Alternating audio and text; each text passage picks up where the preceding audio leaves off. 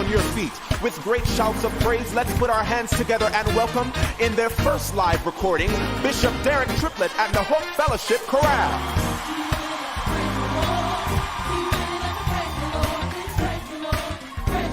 Come on, put your hands together. Come on, come on.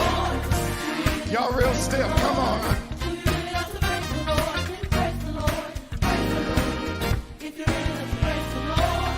Looking for those who love him, gonna party in his name. Count me in, count me in, count me in. Everybody's gotta praise him. I hope you're not ashamed. I'm not ashamed to praise him. Come on, do ya? Do you really love to praise the Lord? Do you really love to praise the Lord? Then praise the Lord, praise the Lord. If you really love to praise the Come Lord. on, let's bless him. Now you got to do what we tell you. Come on. Everybody dance. Come on, lift. Lift your voice. Wave. Wave your hand. Come on. Rejoice in the Lord. Ooh, dance. Lift your voice. Lift your voice. Come on, wave your hand. Wave your I hand. can't hear y'all. Come on. Everybody dance. Dance. Come on, lift. Lift your voice. Wave. Wave your hand. Rejoice in the Lord. Come on. Ooh, dance. Lift your voice. I need to know that y'all out Wave here. your hand. Come on, everybody scream.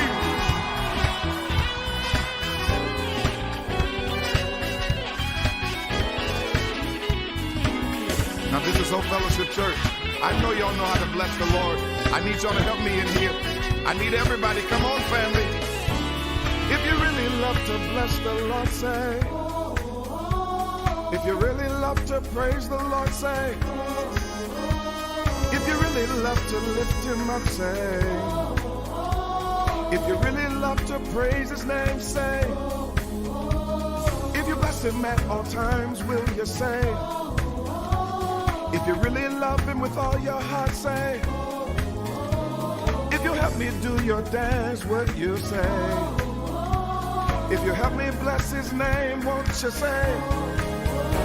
Praise in my mouth, Praise in my mouth. sing and shout. I sing and shout. I love to praise. I love to praise. I love to praise. I love to praise. Praise in my Praise mouth, in my I mouth. sing and shout. I sing and I shout. love to praise. I love to praise. I love to praise. I love to praise in my mouth. Come on, we got to bless I him. sing and shout. We'll bless the Lord at all times. His praise will continually be in our mouth. Oh, magnify the Lord with me. Let us exalt his name together.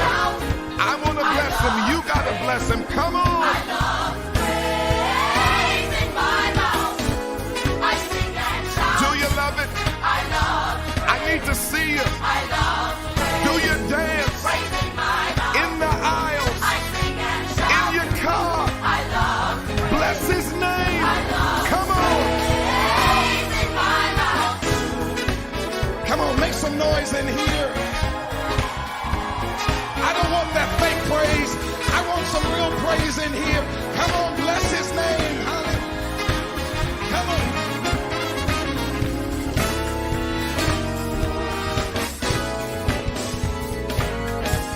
This one you can get your step on. Come on. Come on.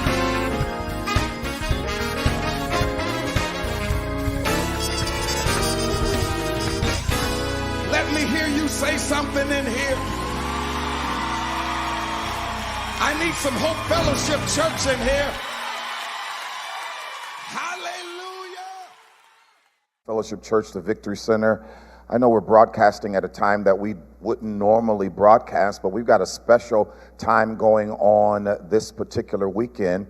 It is the Equipping Ministries International Alliance, which is the umbrella organization for my ministry sons and daughters, and we've been able for the first time to be able to spend a couple of days together, and we are grateful to be able to share. And today is our final session, our final panel discussion, and you'll have to excuse us, we just came out of a session on mental health, because it's important for us to make sure that we not only are we properly coping, but we are also helping our parishioners cope. And Dr. Sanika Gaynor made such a powerful presentation, and it just got heavier and heavier and heavier and heavier. But it was something that we needed, and I'm excited to be able to share with these men and women of God who have just really blessed me this weekend.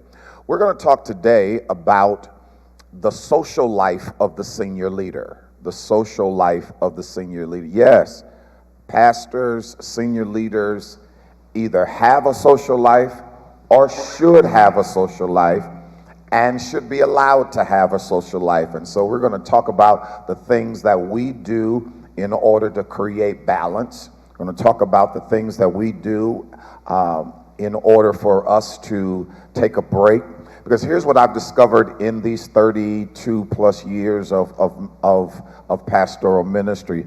I've discovered is that if you do not take a break, balance yourself functionally, eventually you will balance yourself dysfunctionally. If you do not do it in a healthy way, sooner or later you will do it in an unhealthy way. And so for these persons that the Lord has given me the opportunity to serve, I want to make sure that we kind of share some tips and experiences and the like in order for us to maintain our functionality. Let me introduce them to you. To my far left is Pastor Nate Anderson. He's right here in the city of Daytona Beach. To his immediate right is Dr. Roderick Robinson, and he is from the city of Tallahassee. But he's the Wildcat. For those of you who are from Daytona Beach, I mean, it's real serious. It's a very serious thing. To his immediate right is Pastor Bruce Green of Eatonville, Florida, and he too is a Wildcat. He's a Wildcat, and he's actually from my hometown, East St. Louis, Illinois, and he went to the right high school. Amen. He went to East St. Louis Lincoln. Amen. Lincoln High till we die. And the school is closed, but the school, our school doesn't even exist anymore, but we still claim it. To his immediate right is his wonderful wife and co-pastor, Pastor Andrea Green, and she's a rattler. She is a rattler, and so they are a wonderful couple, and they do well. It's only one day a year they don't get along, and that's the Florida Classic. That's the Florida Classic. To my immediate right is Pastor Derek Jackson of Palm Coast, Florida. To his immediate right is Pastor Daniel Spence, Elizabeth City, North Carolina, and to his immediate right is Pastor Charles Hall of somewhere around Baltimore, Maryland. I still can't get this city. But let me start off by asking a very easy question. And I know some of my friends and family are going to just snicker and suck their teeth and roll their eyes with the question I'm about to ask. When and where was your last vacation? Anybody? Charles? I went to California last October. Okay, so it's less than a year. Less than a year. Okay. And went to visit my brother and his family. Just spent some time out in California and enjoyed myself. Okay. Last vacation. Yes. Okay. So our last vacation was just in June of this year, and we went to LA and Hawaii. All right. We celebrated 25 years of marriage. You should have gone to LA and Hawaii. Amen. You should have gone. You should have. And I take it you were on that vacation too. For sure. So what Bruce, what's a great memory from that vacation that you can share with us? Actually, everything about it was great. Just having the vacation, because actually the church sent us on vacation. Okay. So this was a anniversary gift From the church. last year. And so we had other members to actually go with us on the trip as well. Okay. So everything about it was amazing. Starting off with free. Exactly. Free was amazing. Let's. Yeah. Now, and I know every other pastor is getting ready to make sure that their church has this link. Hey, I just want you to watch this panel discussion. You ain't got to watch the whole thing. Just watch the first 5 minutes. Last vacation. And I'll go ahead and I don't remember mine. I think probably the last real vacation, and my wife would have to correct me, I think it's when we went to Cuba. We went to Cuba probably a year before the pandemic. Yeah, that's probably the last one. I did the Dominican Republic for about 3 days in December. Okay. November, December. November, December. And you're headed on vacation in a couple months. For my birthday, yes. Okay. Last vacation, Daniel? So last vacation was just this week. Okay. We went with about 27 of our church partners to Jamaica. Okay. I guess one good thing about it was I couldn't get phone calls. Right. Yeah, I couldn't get phone calls, so it was a time of kind of forced relaxation, because if you go somewhere in the States where you can get a phone call, your phone still rings all day, every day. But going out of the country in a place where you don't get the global plan intentionally, Okay. so you can't get the phone calls. So that was probably one of the good things. And I get to sleep with my kid's mother, so. No, I'm messing. Absolutely. Anybody else, any time in the last year or two, vacation? Well, that's what I was going to say. I don't remember, to be honest with you. Like for years? Yeah, for years. Yeah, it's been years. A real vacation. Okay. I've been on trips. I've been places with my family, wife and kids, to see another child. Right. But an actual real vacation, relax, don't do anything. We scheduled one last year, and the church scheduled it, but it did not happen. Late last year it was scheduled in, but no, it's been years. So if you're on vacation and you still work, does that count? No. Let's talk through that. Okay. Because I think one of the things, as Daniel was talking about, that's one of also the benefits of cruises. No phone. You shut down, and then when you port, that phone just bouncing. That type of thing.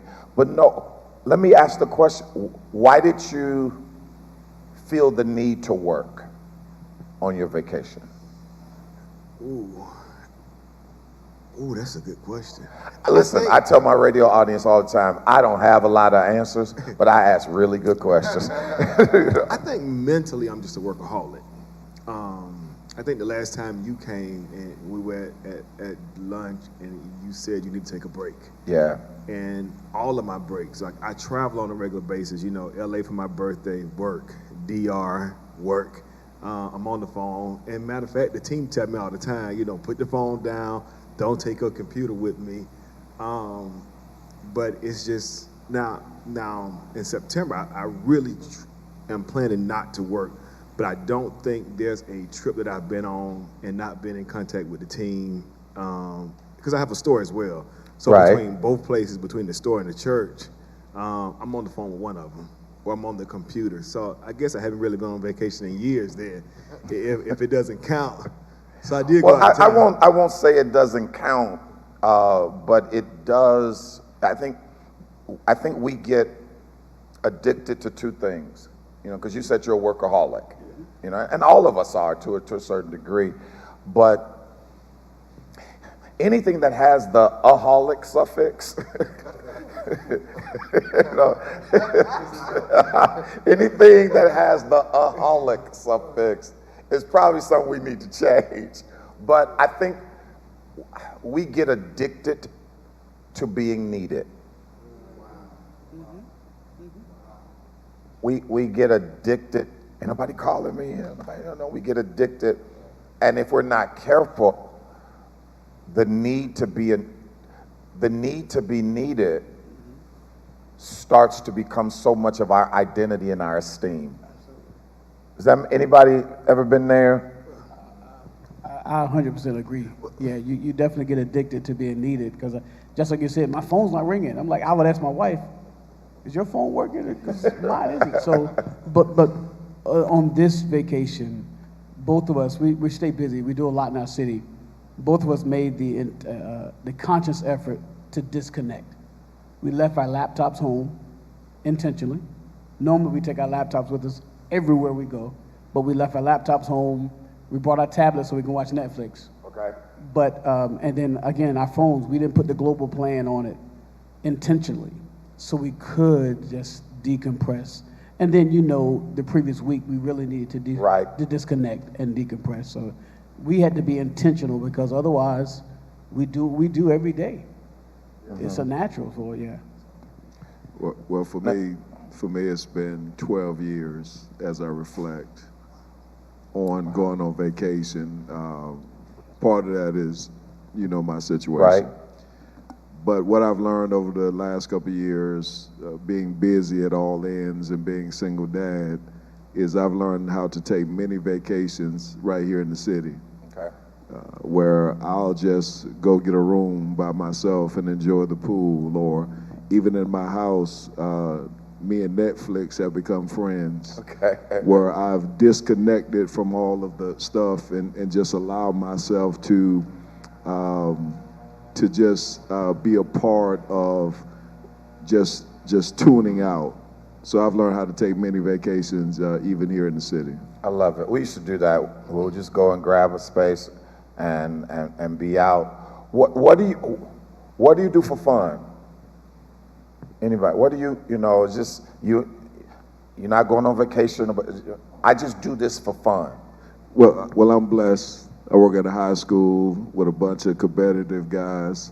So every now and again, we'll play basketball. Okay. So we'll decide on the time to meet in the gym and play basketball. I spend time with my kids, and even though I have 6 older siblings. Well, I had 6 older siblings. Right. So I'm the baby. So I spend a lot of time by myself. So I've learned how to enjoy me. Okay. And so when I'm not have the opportunity to be with people, I've just learned how to have fun with me. And that could be something as simple as taking myself to the movies, stuff like that. I don't want y'all to sound like I'm lonely, because I do have a social life, but I'm saying I've learned how to take advantage of every situation, whether I'm by myself or with someone else. Yeah. Fun. What y'all do for fun? I think for me, I'm a homebody, so I love just being at home. We have a newfound respect for or appreciation for our kids right now because they're both grown. Mm-hmm. And so we just enjoy just spending time with them, hanging out, talking. It's a different relationship. It is a totally different relationship where we can actually enjoy having conversation and seeing them grow. But for me personally, I could just sit at the house, just relaxing. It's therapeutic for me because I'm on the go so much. So for me to just be stable and sit down is great. I do like to keep my mind busy. So I may read, I may do something. I love graphics, so I may do something with graphics, just something where my brain can just relax. Okay. And I could just be at peace, So I try my best to just put myself in those positions a lot. Okay. Working out. I enjoy working out. You're flexing. I enjoy working out. You see how he grabbed the microphone. He's got the microphone like that. What we gonna do today? But that's an interesting thing, because there are people who really enjoy working out, and then there are people like me who work out because it's necessary for, and I don't enjoy it. All y'all, talking about, you added another plate. I'm like, I don't care. I just want to keep living and not have to, and look halfway decent and not have to replace my clothes. You know, but when you enjoy it, you know, I guess I'm wondering, is there an extra, and I guess I need to ask some of my fitness people, I mean, is it an extra benefit, or do you do more when you enjoy it? Because I'm trying, it's like, okay, I gotta get out of here. It's therapeutic for me. Okay. Working out is really therapeutic. Some of my best thoughts come in the gym, things that I'm not even thinking about. And then, you know, I just enjoy trying to set goals and accomplish goals. I'm very goal oriented. So when we talk about these plates, these extra plates, you know, in a week or two, I'm trying to add a few more pounds on there to see if I can do it. So I enjoy meeting the goals. So, you know, it challenges me as an individual. Okay. I was reading an article, not an article, but a post yesterday. One of my favorite follows is this fitness lady named Massey Arias. And what she talked about yesterday was, she says how working out has saved my life. And she says it is her therapy. And when she goes through the trials of life, and she talked about, you know, jumping rope for an hour one day to just, you know, she's bananas. Jumping rope for an hour to get through what she was going through with her divorce, you know. And so Dr. Sanika said something earlier in the session. She says, your body keeps score. That was powerful. She says, when it comes to trauma, your body keeps score. And Massey Arias was saying, this is how I survive. This is how I survive. Somebody else, what do you do for fun? I had to think about it for quite a while. I'm glad that didn't start with me. To be honest with you, I do landscaping, like just working in my yard. Okay. And that's, for me, for years, that's been fun. Since I was a kid, I like climbing trees and stuff like that. I don't climb trees anymore. Yeah, you're gonna need Aflac. Exactly, and we do have Aflac, by the way. I do have Aflac. But just pruning our trees, bushes, you know, landscaping beyond what the lawn man would do or take care of. I enjoy doing that. I try to do it early in the morning or late in the evening because in Florida it is very hot. But I believe that I had to think about it for a while because even when I'm doing that, it's still a form of work. Okay. Okay. It's fun. It's fun, but it's still work. Okay. Okay. Pastor Andre? I love shopping. Retail therapy. Honey, it will bless your life. So I love shopping. I love swimming. Okay. And I love theme parks, roller coasters. I love all of that. I love all of that. Water sports. I like to go. Wow. She's adventurous. Okay. She is adventurous. Okay. In Hawaii, I jumped off a cliff, a big cliff, a rock. No. Yes, it was so much fun. Climbed a rock, crawled out of a rock. I remember, when you say that though, I remember, and I'm giving the rest of you time, you're going to answer the question.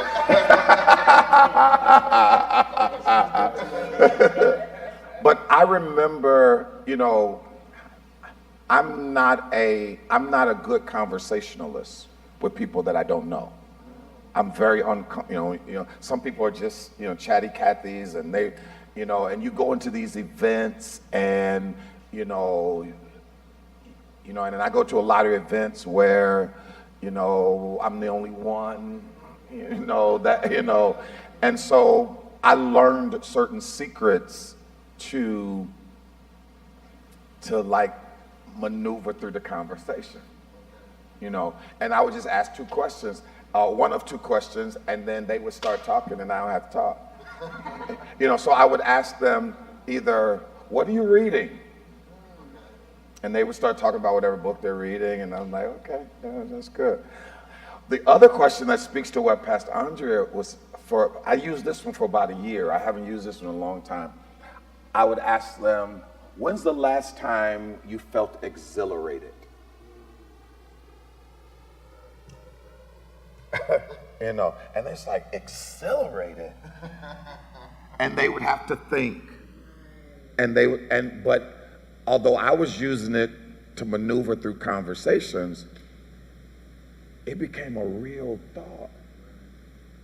When's the last, everybody who knows me, knows my word is wow, but I had to ask myself, when's the last real wow? When's the last time you felt, so when you say jumping off a cliff and that type of thing, I don't need that kind of exhilaration.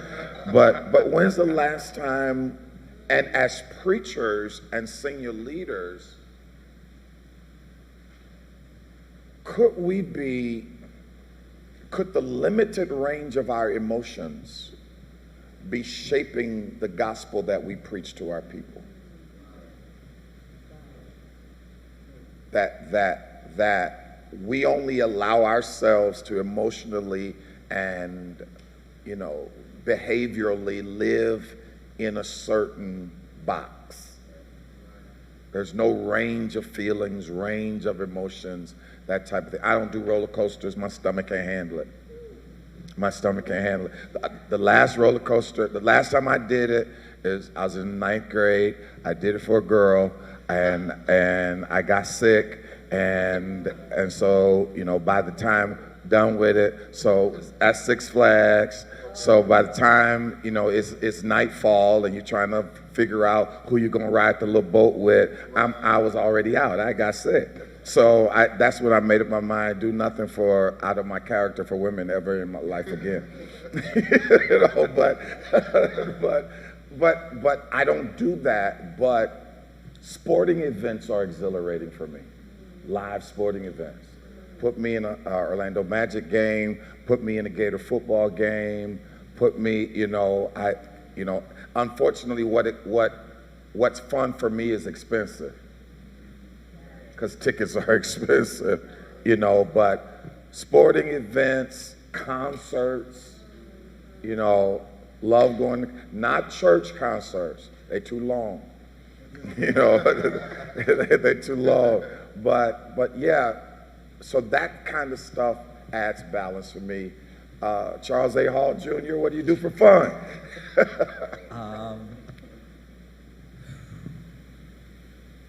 Horseback riding is fun for me. Okay. I enjoy doing that. Spending time with my friends, check out different restaurants and try new things. I enjoy doing that. I'm not far from DC, so going to DC and just walking around in DC, seeing different things there. That's cool. All are things I enjoy doing. Okay. So if you had to say, here are the main components of my social life. If you had to put 5 things, here are the main components, whether it's my children, whether it's horseback, when you look at your intentional social life, what are the main components?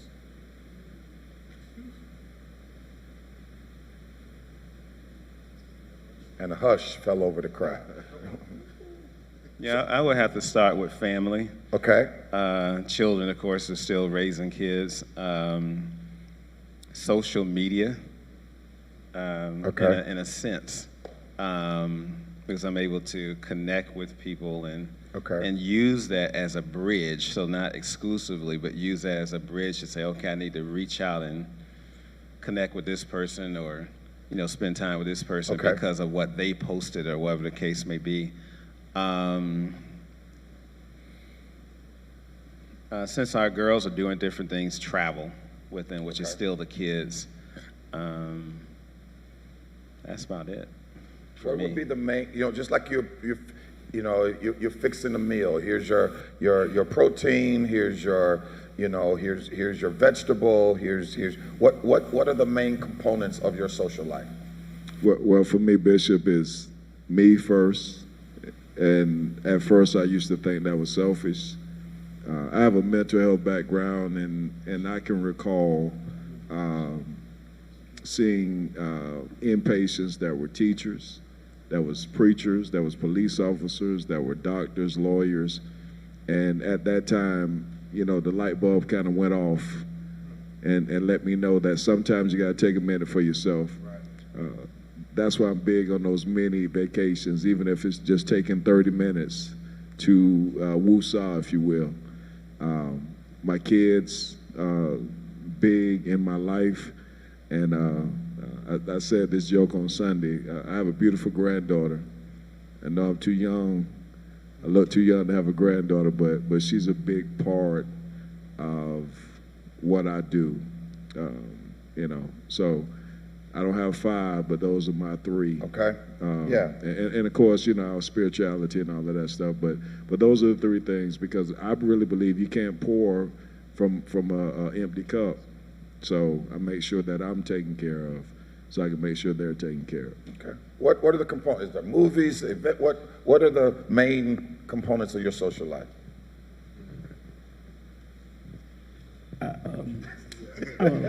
So family is really, really big for me. Okay. When I grew up, my parents taught us that family is everything. Above everything else, you always stick with family.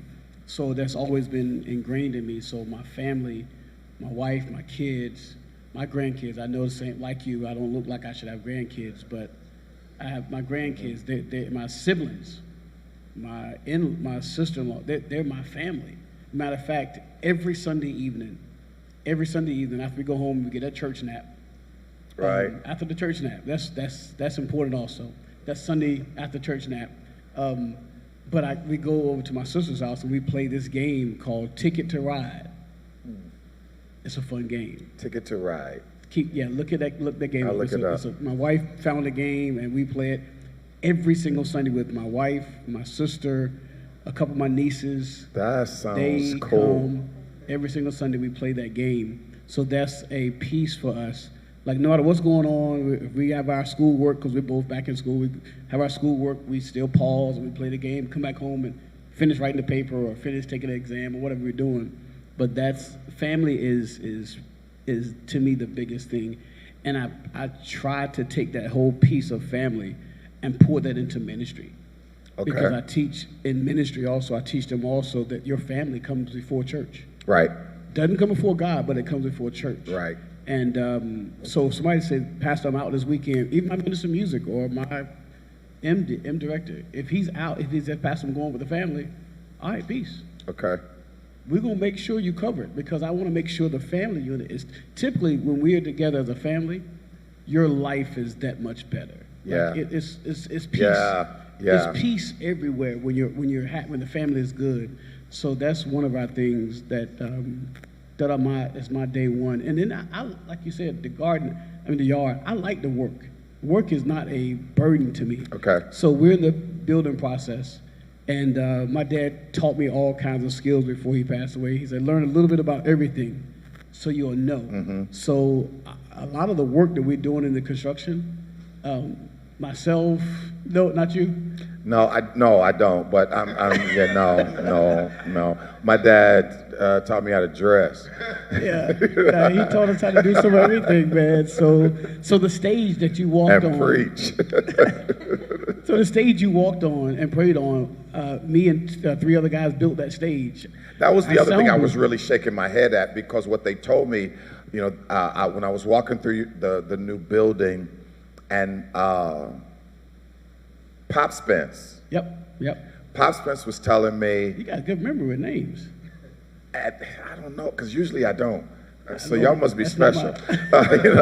But he was telling me that he was talking to me about the electrician work, and the fact that although you all had an electrical contractor that gave you guidance, that y'all wired the building. We pulled over 2,300 feet of wire in that building. You talk about the stage that we walked on. When we bought this building in 1999, there is a staged picture of me standing over there with a saw or something, and they took that picture because that was my contribution. The picture. The picture. I don't fix nothing. I don't fix nothing. That's why I don't. That's not. And interesting. I'm actually getting ready to ask my parents to do a show with me entitled "That's the Way I Was Raised," and to have a conversation with them about what their mindset was when they raised me. You know, why didn't you teach me this? Why did you concentrate on that? And to get an idea, what were they thinking? You know, what was their mindset?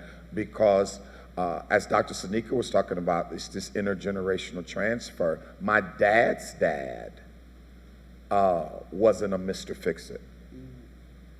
And so my dad wasn't, I'm not. But what's interesting, my maternal grandfather was an auto mechanic, okay? And I remember going up to his shop as a kid, but he never said, let me show you this. You know, this is how you do this. You know, I just went up to the shop and hung out. You know, and I don't know if it was because I was labeled the smart kid, and so they said, hey, we're just gonna let him stay with the, and I don't know, but no, I can't fix nothing. Yeah. You know, nothing.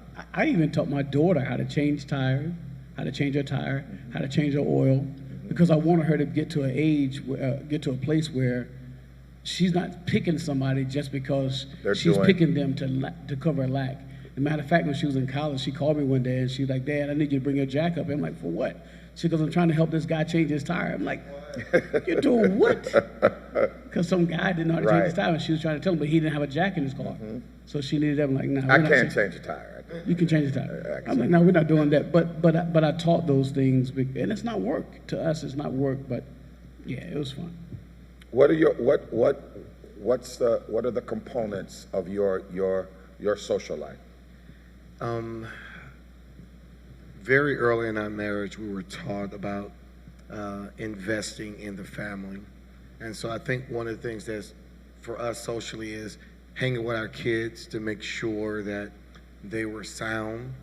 And so that's just become very therapeutic for us because, again, we are so busy. Her in music, I'm in music, always gone, working in the church all the time. So we always made sure our kids knew we were there for them. Right.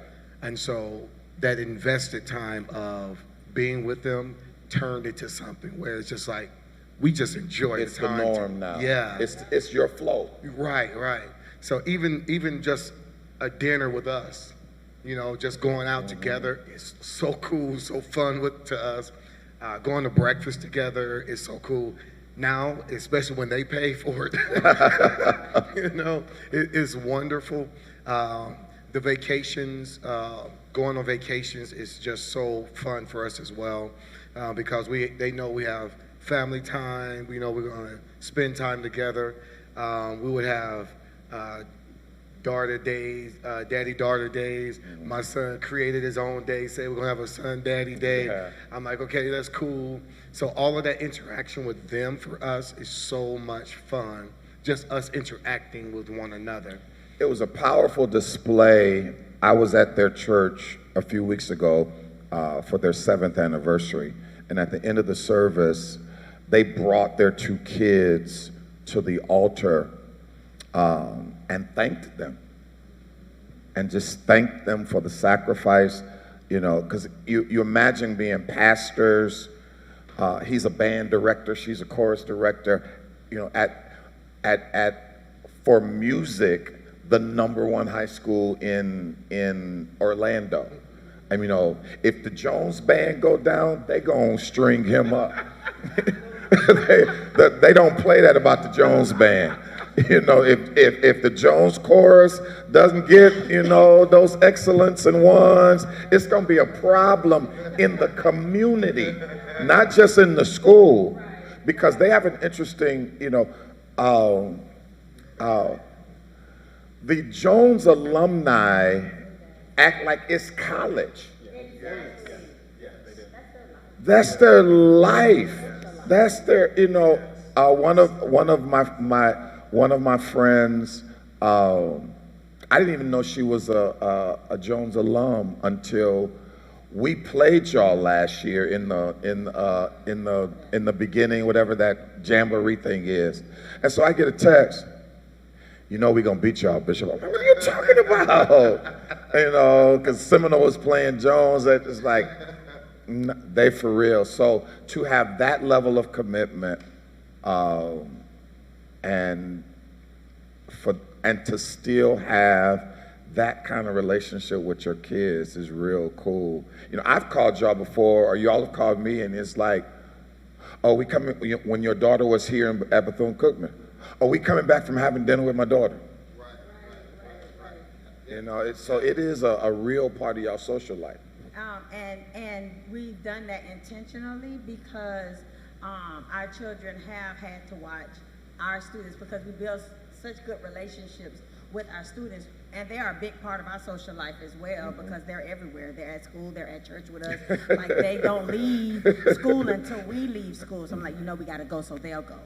And so they're always with us, and so we've had to make sure that our children understand that we value them. Okay. You know, first because they've had to share. They've had to share, and they had to get over other people calling us mom, like, you mom, you know, mom, I really don't understand that. And then when they call our parents me mom, probably they say, cut it off now, that's enough.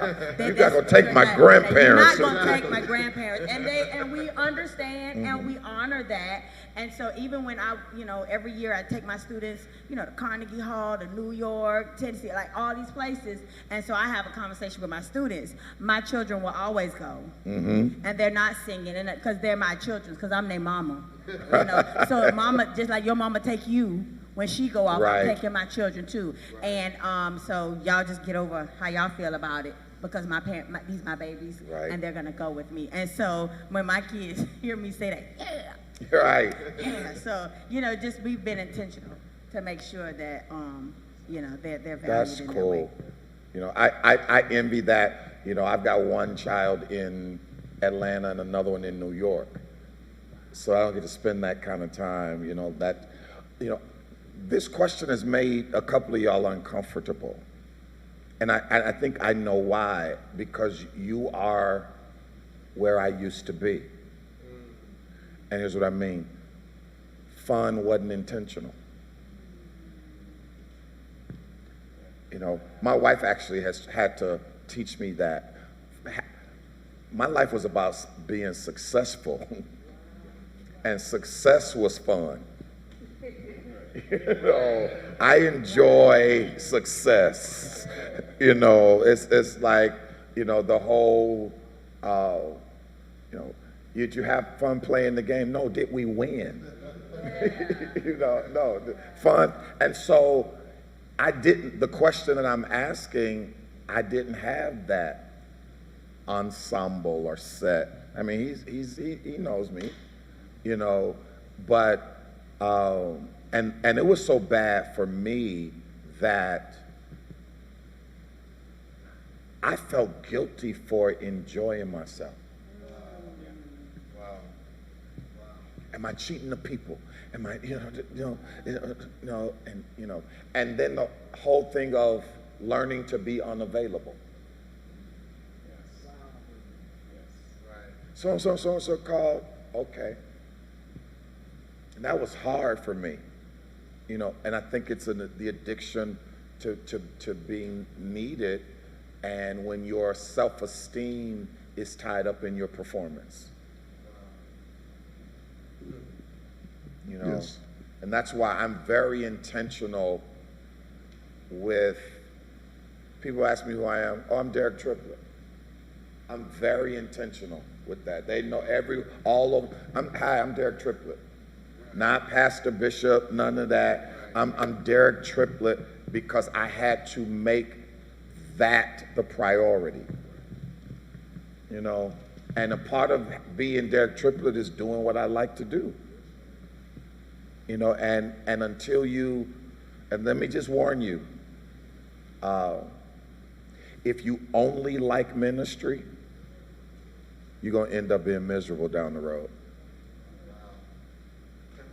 You're going to end up being miserable because eventually, You know, eventually ministry's not that satisfying. It's not. It's really not. And then you end up making it satisfying by making yourself the king or queen. So the joy comes in the fact that everybody yields deference to you and everybody celebrates you and you get to run it and you get to be in control. And when that becomes your only joy, it is to compensate for the fact that they broke your heart. Because church people will break your heart. So you got to have something else. So it's so interesting that you say that, because I think in our ministry, so our dynamic, I think might be a little bit different because our founders are her parents. Right. And so they're overseers now. So when we were elevated to be senior pastors, one of the things that was already established was have a life. Mm-hmm. So even our ministry is established that way. So when Thanksgiving happened, we're taking a whole week off. Mm-hmm. Don't even come in the middle of the week because you're not even going to see us. Right. You go off, have a life, but when church resume, come back. Right. Be committed to that. So you go out and you have a life because you need to have one. And we understand that you can't be here every service, everything that we have, but we still are teaching commitment though.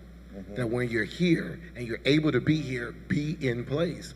Don't be playing hooky and everything. Right. Be in place. We're going to give you the freedom and space. Correct. Correct. And the same thing when it happens with Christmas.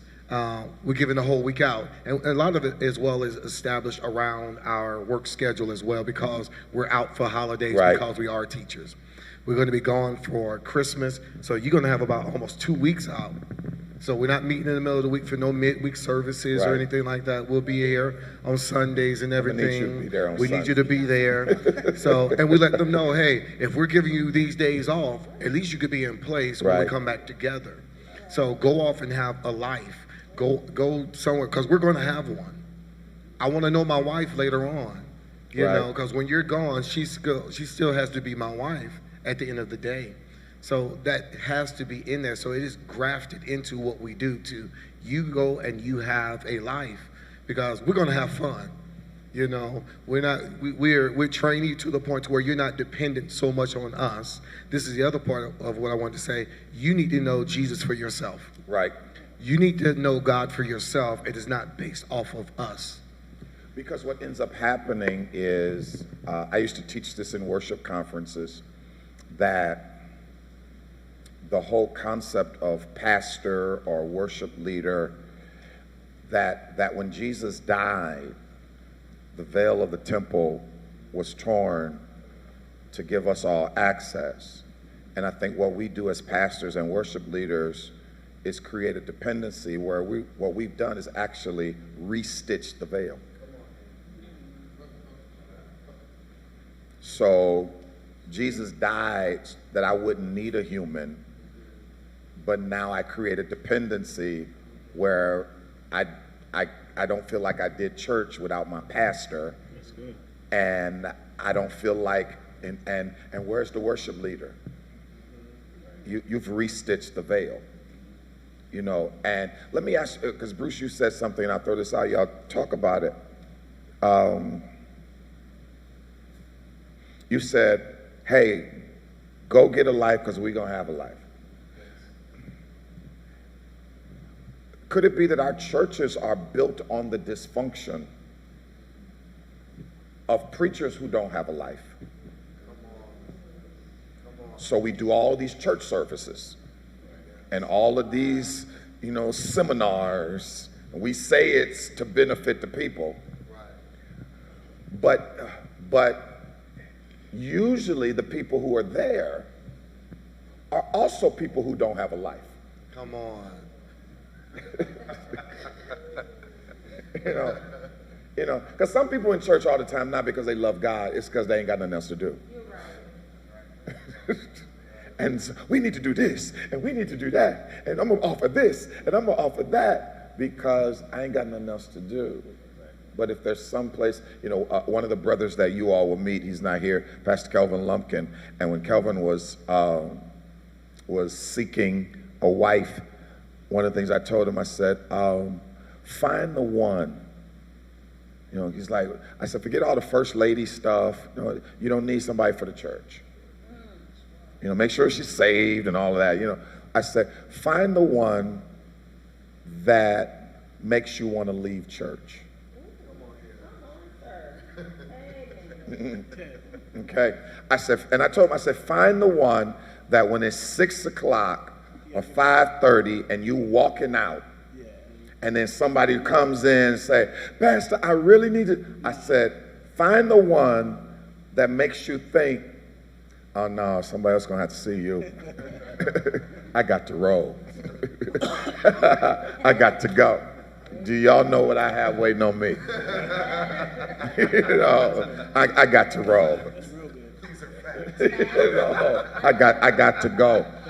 Because if you don't find the person that you want to do life with, then all you'll have is somebody for church.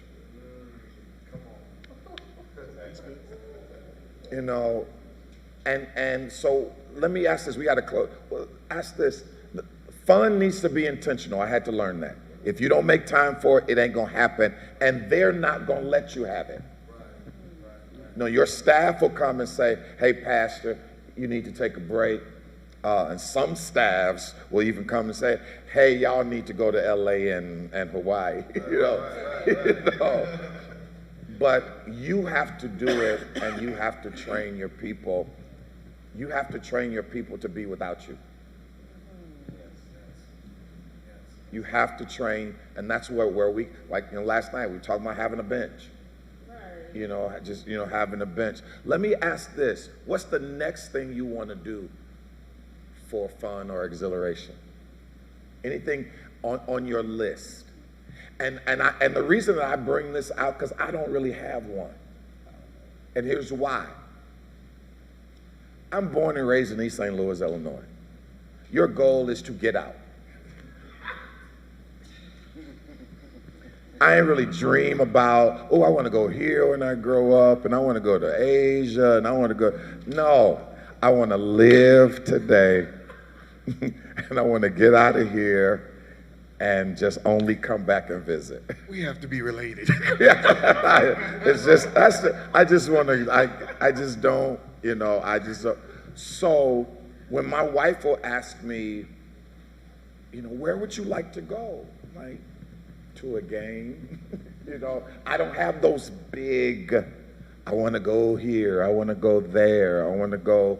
Where would y'all, so help your bishop out. Where's some stuff, or some things that you all are looking forward to that's on your list? Me and some of my friends, we just started, because it's a place I want to we started planning a European tour next year. Oh, wow. Yeah, so France, Italy, Amsterdam, and it's something I've been wanting. I actually wanted to do it right before the pandemic hit. Okay.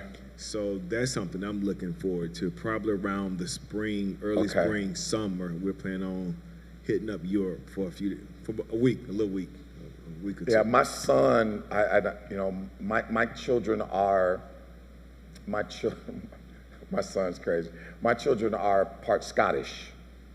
And so mom, you know, their mom's mom, she's still my mom, is from a little island called the Isle of Isla. So Donovan, his mom, they took Nana back to Isla a few weeks ago, and Donovan took his girlfriend. You know, and so on the way back, he and his girlfriend, they went to Paris and London. They did Paris for a week, they went to London for a week, that type of thing. And so I remember him posting, you know, something like, you know, you take her to this island, you know, I take her on a European tour. We are not the same, that kind of thing. But I just never had, I want to go here. I want to go to Paris. Now, we went to Italy. I want to go back to Florence. Florence was wonderful. I do want to go back to Florence. My only pair of Prada shoes are from the Prada store in Milan, and so retail. It works. But where are some of the places that either you have been or things you've done or things that you want to do that we can think about? Well, okay, you all gonna have to pray for me. So, God bless us. We have a member. One of the things that God was talking to us about was businesses, being entrepreneurs in the ministry. So one of our members actually started our own travel agency. Okay. And so she helped us to go to the LA and the Hawaii. But now, that's my wife, friend. She's like, next. So she has it lined up already. So the next trip is Punta Cana. Okay. So that's the next trip. We're actually in March, we're going to take the church. We have a charter bus right now, and we already have it packed, 50 members. We're going to Kentucky, to the Ark Encounter and the Creation Museum. Okay. So we're going to do that in March during spring break. One of the other vacations that I want to go on is Jamaica. I want to go to Jamaica. They just came back from Jamaica. Yeah, that's... He's getting ready to go to Jamaica. So you need to tell me how it is. Okay. So I want to go to Jamaica, Sandals, something in Jamaica. And then actually I want to go back to the motherland eventually. Okay. Okay. Somebody, where are we going? Where y'all going? I say all of the above, to be quite honest with you. And to add to that, I really have an interest in going to Australia and New Zealand. Okay. One, because it's far, and it will take me completely out of my comfort zone. You got to go that far to disconnect. That's saying something. Yeah, that's saying something. That's saying. But that's my goal, is to go to Australia, New Zealand, and just see some of the sights and hear them speaking their accents and all those kinds of things, and just be. Yeah. We're going to go wherever my wife wants to go. Good answer. He's just ringing up points. He's just ringing up points. Anybody else? Something you want to do? I can't, and I'll be honest, my limited conditioning growing up, I just never dreamt of other places and this or that. I just didn't. And so, but as I think about it now, I do want to go, I do want to go to Asia. I do want to go to Asia. Now, I just changed my mind about Japan last week with those monkeys. Yeah, no, I'm not doing that. I would like to go to Spain. I would like to go to, and I don't speak a word of Spanish or Portuguese, but just the beauty there, just the beauty.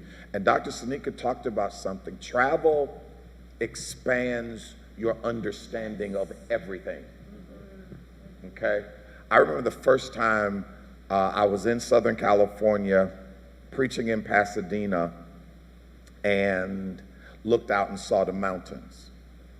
I never really saw a real mountain at that time.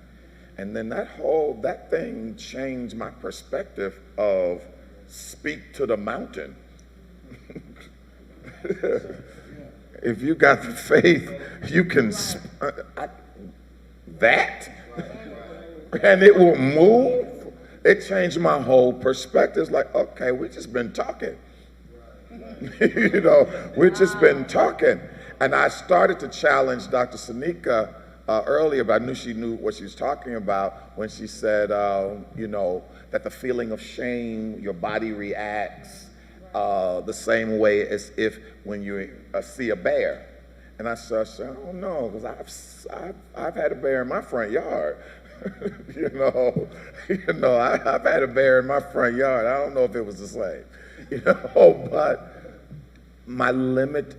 Travel create one of the things that my daughter Destiny taught me, because her thing was she wanted to do 30 countries by the time she was 30. And she did it. She did the 30th country like the week of her 30th birthday or the week after her 30th birthday, something like that. And it just changes your perspective. And you understand, oh, wait a minute. Our view is maybe not absolute. Maybe this Americanized, maybe, we were in Italy, a quick story, we were in Italy, and so my wife asked for a protein in her pasta. And they're like, no, we don't do that over here. We don't put chicken in pasta and meat. Y'all do that in America. We don't do that over here. No, we don't do that. And by the way, y'all made up Alfredo. Right. That don't exist over here. And you just learn, certain things, and you see beauty. We went to this one place, and I wish I could think of the name of it, where once a year, the whole area shuts down for a street party. And all of the restaurants are closed for just somebody public off the street. You've got reservations. I mean, there's this whole city that participates in this thing, all the restaurant, and I said, I've never seen an entire city do anything. And it's like, I'm sorry, we don't, we're full, all of these reservations were taken for the festival, and, so you just see some amazing stuff. So that's the kind of stuff that I appreciate with travel. Anybody else? We got to go somewhere, something you want to do, something you want to. So before the pandemic, some friends and I were planning a trip to Dubai. Okay. So we're going to see if we can end up doing that. And I've also started planning for London and Spain. Okay. So hopefully I'll get there. Yeah. It changes your perspective. And here's what I would encourage all of you to do. A colleague taught me this. Talk to your family. Set your personal calendar, then set the church calendar. Okay? Don't look at the church calendar and start trying to figure out, okay, when can I squeeze in a vacation? Set your vacation and then set your church dates. Set your kids' graduation, or set whatever it is, set your life and dates, and then set the churches around it so that you always make time for yourself, because it's necessary. And here's, ministry is so complex now. The complexity of ministry is unlike it's been, and I've been doing this for 30 plus years. I've watched it, being a PK and all. You're going to need the balance, or you're going to burn out fast, because the ministry, and here's what happens. The same people who are offended, are griping because of the time you took off and he wasn't at church, and especially, summer, I brought my family to church and you wasn't even there and all that time. One person told me that. I said, I was here last week. You wasn't here. But those same people who don't leave you room to do those things that replenish you and reheal you and all of that are going to be the same people who crucify you when you fall into dysfunction in order to cope. Okay? So the same people who, those of you who are single, the same people who would never make room for you to date will be the same people that if you get in a nefarious relationship, they're going to be the same people crucify you. They are going to crucify you. So take time for yourself. Find it. Work through it. And for those of you that it doesn't come natural for you, like me, like you, let your wife do it. Amen. Let your wife help you.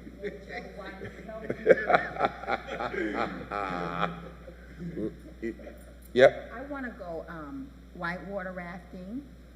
I want to drive. You sound like my daughter Destiny. I want to drive the ATV, and I want to swim with the dolphins. Destiny swam with the dolphins. She's gone whitewater rafting. Awesome. She's done the ATV.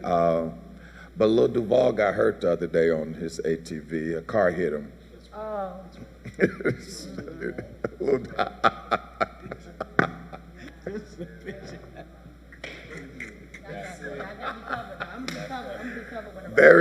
They show this video of Lil Duval on a gurney.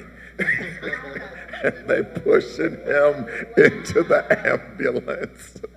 You know they're going to be 1,000 jokes when he gets out. And they got a picture. There's a meme. There is a meme. There is a meme. But yeah, the white one, I don't. Water is uncontrollable. Water is one of the most powerful things that exists. And I just don't do well in water when no.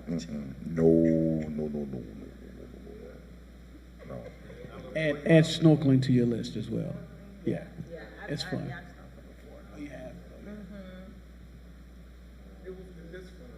Jumping off the cliff was cool too. Oh, you did it too? Oh yeah. I couldn't let my wife do it and I not do it. Oh, that's right. Y'all got to do it together. Do it together. So did you tandem, or y'all did it individually? Individually. Okay. Oh yeah. Okay. Oh yeah. Yeah. So we like a lot of the same things. I live vicariously through my daughters. Like she went skydiving. She jumped out of a plane. All of that, and so I'm like, yeah. I'm just gonna go to games. I'm just gonna go to games and concerts. I appreciate you all. Thank you. This is our last session. It's been a good couple of days. It's been a really, really good couple of days, and I appreciate you all taking the time and expense to be able to, and I hope it was worth it. I hope it was worth it, and I want to say to our media ministry, thank y'all for taking off work and all of that and making it possible. For those of you who are watching, whatever church you go to, give your pastor space to have a social life. Whatever church you go to, understand that that we are called to serve God first. We are not called to serve you first. And sometimes by serving God appropriately, we have to serve ourselves. Because that's the order. As Pastor Daniel said earlier, God and church are not synonymous. Sometimes putting God first, and say this to us, sometimes putting God first means in that moment putting the church last.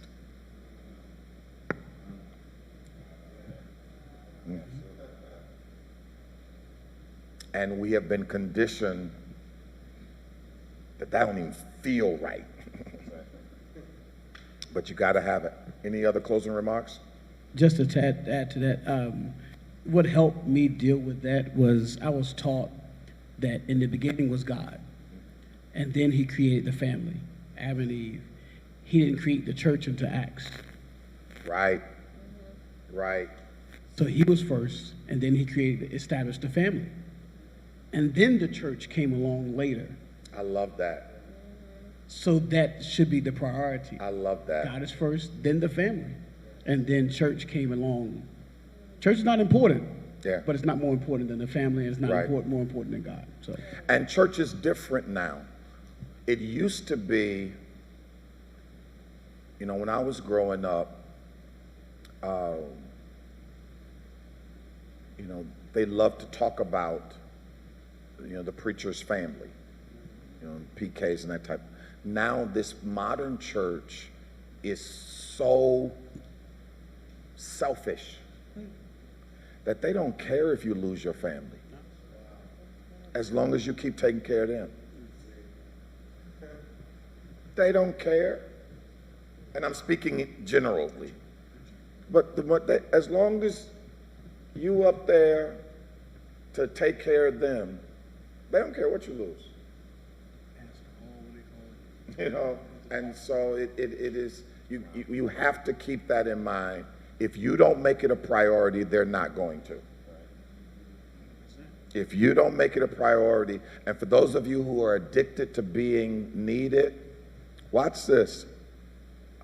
Did you notice that in John 2, Jesus wasn't performing the wedding?